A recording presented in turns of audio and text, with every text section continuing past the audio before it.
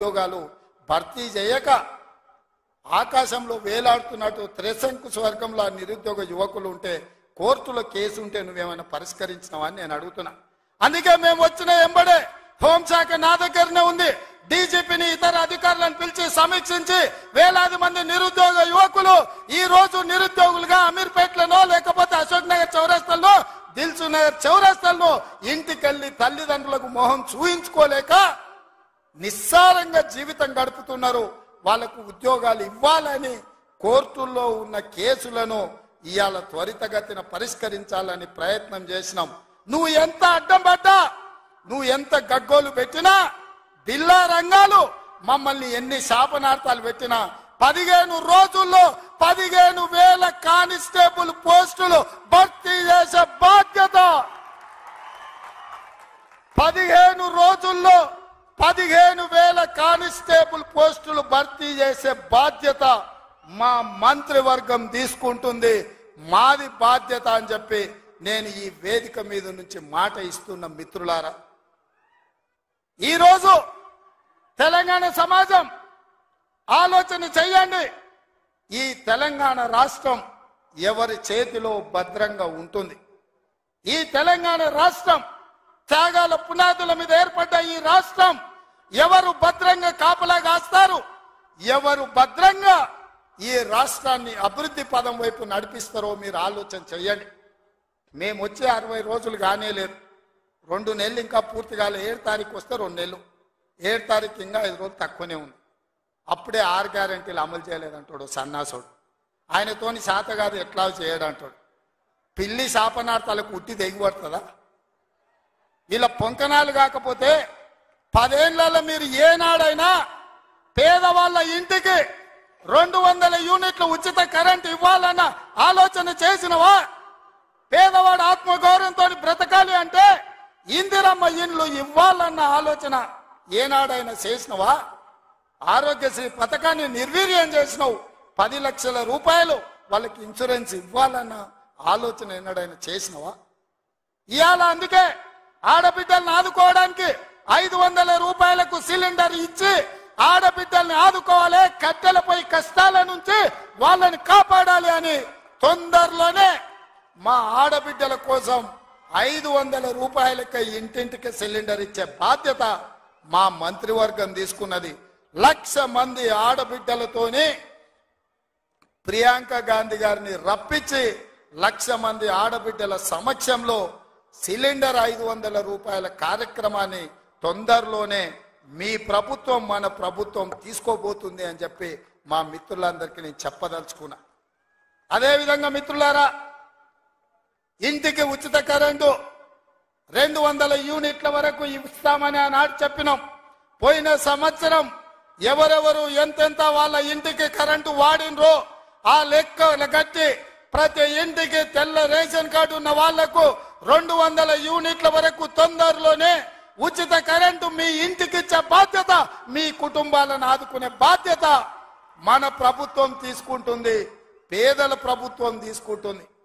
ఆ ఎల్లా ప్రగతి భవన్ అనే పేరు మీద పెద్ద గడిని నిర్మించుకొని కష్టాలు చెప్పాలి అని గద్దరన్న పోతే ఎర్రటెండకు మిట్ట మధ్యాహ్నం 3 గంటలు నీ గేటు దగ్గర నించోబెట్టినావు కదా కేసీఆర్. ఈ పాపం ఊరికెపోతుందా అని నేను అడుగుతున్నా. అందుకే కదా పార్టీని మొన్న జరిగిన ఎన్నికలలో బొక్కలు ఇరగొట్టి బోర్ల బొక్కలేసి గుణపాఠం చెప్పిండ్రు. గద్దరన్న ఉసురు తలిగింది కాబట్టి మీ బొక్కలు ఇరిగిన బిడ్డ గది గుర్తుపెట్టుకోండి అని నేను చెప్పదలుచుకున్నా. అందుకే మిత్రులారా, ఇవాళ ఈ ప్రభుత్వం మీది మనది, ఈ ప్రభుత్వం పేదోళ్ళది. ఈ పేదోళ్ళ ప్రభుత్వంలో ఆదిలాబాదును దత్తత తీసుకుంటాం.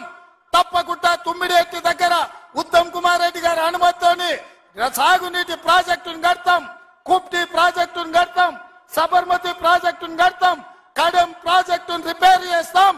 ఈ ప్రాంతాన్ని సాగునీటి రంగంలో పైనుంచి వస్తుంటే మా కొండ సురేఖక్క చూపిస్తుంది, కింద క్రేన్ పెట్టి బాయి తవ్వుకుంటారు నీళ్ల కోసం, సాగు నీటి కోసం. మరి ఆ సన్నాసోడు 1 కోటి ఎకరాలకు నీళ్ళు ఇచ్చిన అన్నాడు. ఏడిచ్చిండా? వచ్చినా ఇవాళ హెలికాప్టర్ల పైనుంచి వస్తే ఎడారిని చూసినట్టుంది, ఎండిపోయిన పొలాలు కనిపిస్తున్నాయి. నీళ్ళ కోసం బావులు తవ్వుకుంటారు. ఇవాళ బావి తవ్వే క్రేను అది చూపించి సురేఖక్క అన్న ఇంకా బాయిల వ్యవసాయమే ఉంది, ఇక్కడ నీళ్లు రాలేదని. ఇవాళ వస్తావా కేసీఆర్, నీకు మళ్ళోసారి చూపిస్తా ఈ ప్రాంతాన్ని.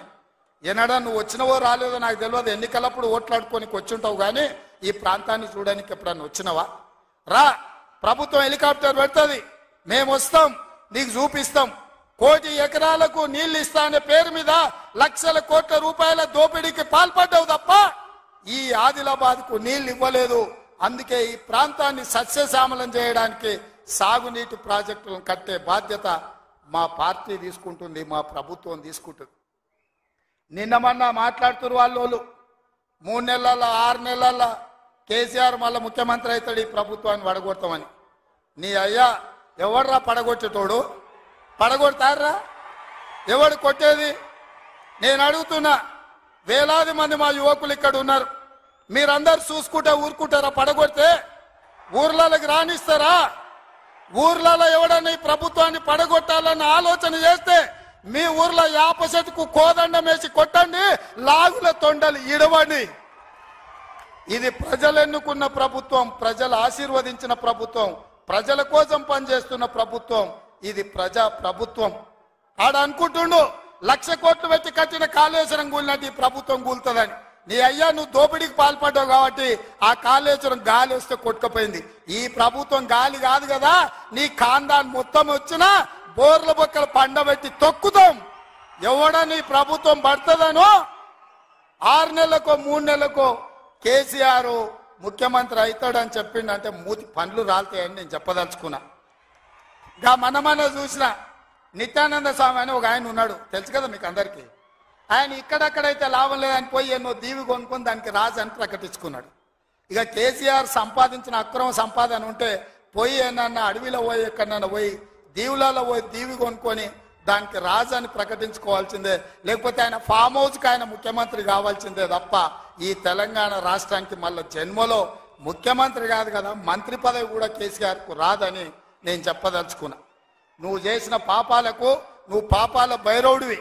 ఈ నిరుద్యోగ యువకులను, ఉద్యమకారులను, అమరవీరుల కుటుంబాలను, రైతులను, దళితులను, గిరిజనులను, మైనారిటీలను, మహిళలను నిలువు దోపిడీ చేసి నిలువున ముంచిన నువ్వు, నీకు సిగ్గన్న ఉందా మళ్ళీ పదవి కావాలని అడగడానికి? నీకు కొంచెమైనా రోషం ఉన్నదాన్ని నేను అడుగుతున్నా.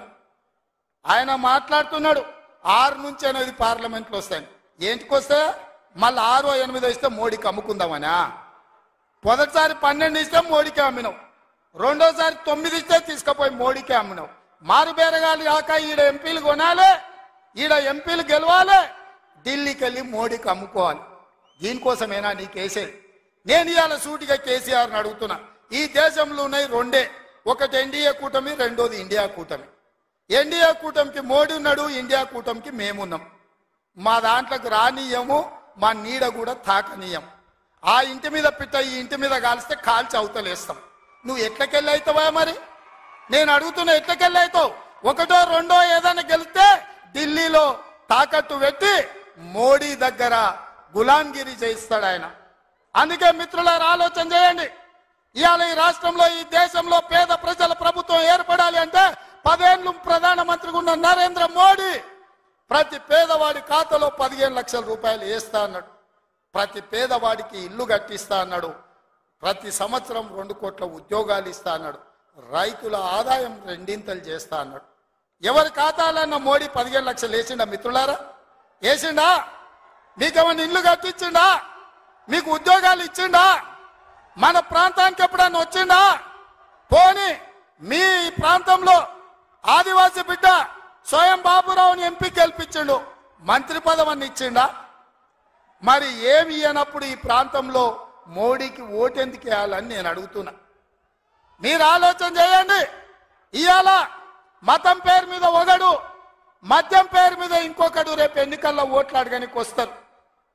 ఇవాళ మతం ఒక రకం మత్తు అయితే మద్యం ఇంకొక రకం మత్తు. మోడీ కేడీ ఇద్దరు ఒక్కటయ్యి కాంగ్రెస్ను అడ్డుకోవాలని చూస్తున్నారు. అందుకే మిత్రులారా, ఆదిలాబాద్ను దత్తత తీసుకునే బాధ్యత మాది, మా ప్రభుత్వంది. మీకు యూనివర్సిటీ ఇచ్చే బాధ్యత మాది, మా ప్రభుత్వాన్ని. మీకు తప్పకుండా తుమ్మిడేత్తు ప్రాజెక్టును కట్టే బాధ్యత మాది, మా ప్రభుత్వాన్ని. తప్పకుండా సదర్మాట్ పూర్తి చేసే బాధ్యత మాది, మా ప్రభుత్వాన్ని. కుప్తి ప్రాజెక్టును పూర్తి చేసే బాధ్యత మాది, మా ప్రభుత్వాన్ని. కడెం ప్రాజెక్టును మరమ్మతులు చేసే బాధ్యత మాది, మా ప్రభుత్వాన్ని. తండాలలో, గూడాలలో, మారుమూల పల్లెల్లో ప్రతి తండాకు గూడానికి రోడ్లు వేసే బాధ్యత మాది. తాగునీళ్ళు ఇచ్చే బాధ్యత మాది. పేదోళ్ళ పిల్లలకు చదువుకోవడానికి పాఠశాలలు ఏర్పాటు చేసే బాధ్యత మాది. ఈ రాష్ట్రంలో 2 లక్షల ఉద్యోగాలు నింపే బాధ్యత మాది. 2,07,000 నింపినాం. ఇంకా 1,93,000 ఉద్యోగాలల్లా 15 రోజుల్లో 15,000 కానిస్టేబుల్ ఉద్యోగాలు నింపుతాం. ఇవన్నీ చేసే బాధ్యత మాది. అందుకే మిత్రులారా, ఏ ఆదిలాబాద్, ఏ ఇంద్రవెల్లి సాక్షిగా ఆగస్టు 9, 2021 నాడు దళిత గిరిజన దండోర పేరు మీద ఎన్నికల సమర శంఖాన్ని పూరించినమో, మీ ఆశీర్వాదం తీసుకొని గుండెల నిండా మీరు ఇచ్చిన ధైర్యాన్ని నింపుకొని తెలంగాణ మూలల నేను మా మిత్రులందరూ కలిసి సమన్వయం చేసుకొని ఇయాల ఇందిరమ్మ రాజ్యం తెచ్చినాం. అదే విధంగా ఇయాల మళ్ళీ రాబోయే లోక్సభ ఎన్నికల్లో ఈ దేశానికి రాహుల్ గాంధీ గారు ప్రధానమంత్రిగా చెయ్యాలి అంటే కన్యాకుమారి నుంచి కశ్మీర్ వరకు 150 రోజులు 4000 కిలోమీటర్లు మండు టెండల్లో, మంచు కొండల్లో నిర్విరామంగా పాదయాత్ర చేసిండు. ఇయాల మణిపూర్ నుంచి మహారాష్ట్ర వరకు యాత్ర చేస్తున్నాడు. అలాంటి త్యాగం చేసే నాయకుడు, వాళ్ళ నాయనమ్మ ఈ దేశం కోసం ప్రాణం ఇచ్చింది, వాళ్ళ నాయన ఈ దేశం కోసం ప్రాణాలు ఇచ్చాడు, వాళ్ళ అమ్మ ఈ దేశం కోసం పదవి త్యాగం చేసింది. అలాంటి గొప్ప నాయకుడు ఇందిరమ్మ మనవడు ఈ దేశానికి ప్రధానమంత్రి కావాలి. రాహుల్ గాంధీ ప్రధానమంత్రి కావాలి అంటే ఆదిలాబాదు గడ్డ మీద కాంగ్రెస్ జెండా ఎగరాలి. మీరందరు సిద్ధం కదా? ఆదిలాబాద్ లో ఎంపీ గెలిపిస్తారు కదా? మీరందరు సిద్ధమేనా? మీరందరు సిద్ధమేనా? మీరందరు సిద్ధమేనా? మీరందరు సిద్ధమేనా? జై కాంగ్రెస్. ఫామ్ హౌస్లు ఉన్న కేసీఆర్ గుండెలు అదరాలి మిత్రులారా.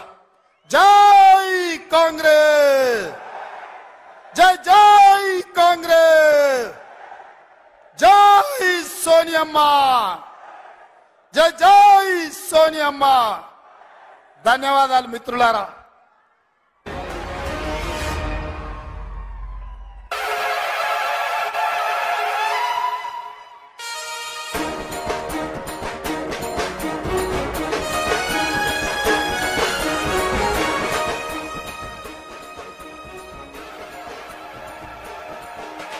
ఇంద్రవెల్లి కొండల్లో